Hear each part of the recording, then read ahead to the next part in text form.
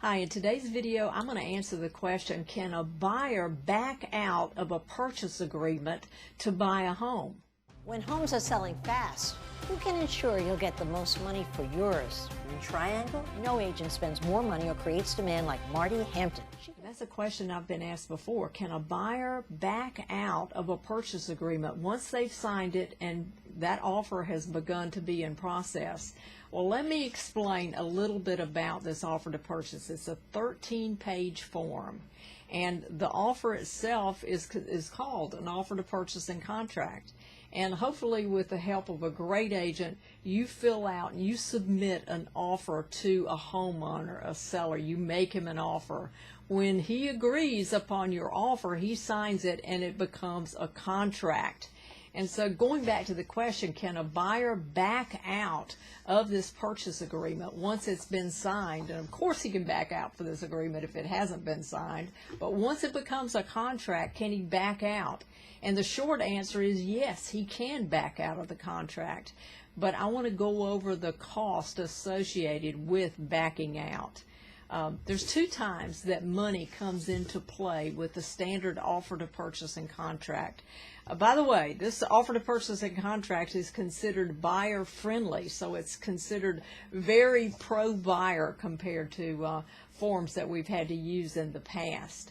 And two times in this contract, the buyer is asked to submit earnest money and due diligence money. So there's two separate monies that the buyer is asked to submit with this purchase agreement.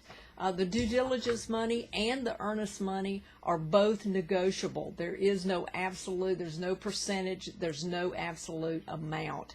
As with everything in the offer to purchase, almost everything is negotiable, the time periods, everything. But let's talk about the due diligence money first. The due diligence money is accepted from the seller as the due diligence period of time for taking the house off the market to give the buyer a chance to do their due diligence. What would they do during the due diligence period? Well, they might do a home inspection. They might finalize their loan. They might do a termite check. There's 1,000 things that they might do, and they should do during the time that they're due diligence.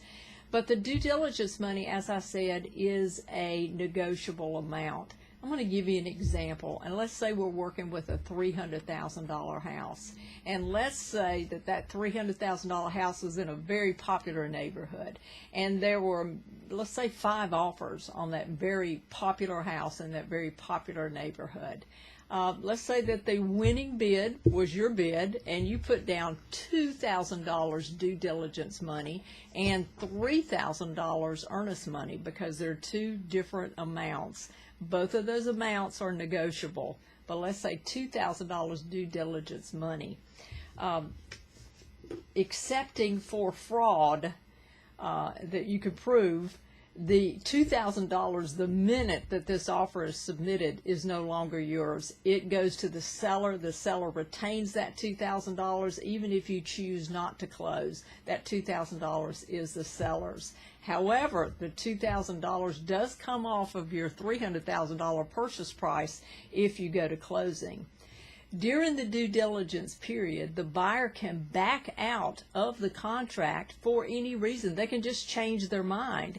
And the only thing that they would have at risk to lose is the $2,000 due diligence amount, plus anything that they've spent to do an inspection, to go forward with their loan. They would lose those amounts, but they won't have any legal ramifications.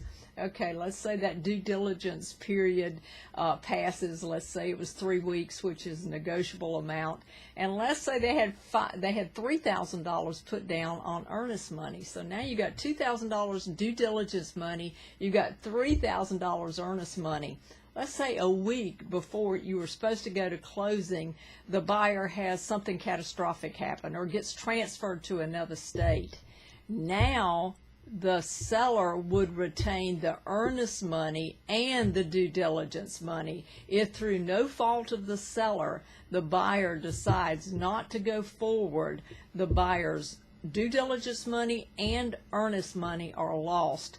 but there's no further legal ramifications from the seller for not closing. So the short answer is yes, a buyer can back out of a purchase agreement anytime before the house is actually closed, but it's going to cost you different amounts depending on the day and the time of the transaction that you back out. Hope this helps some. If you have any questions, we'd love to send you this offer to purchase. Just hit return reply and say send to offer, and check out our coming soon listings below. We'd love to hear from you. Hope to soon. Bye-bye.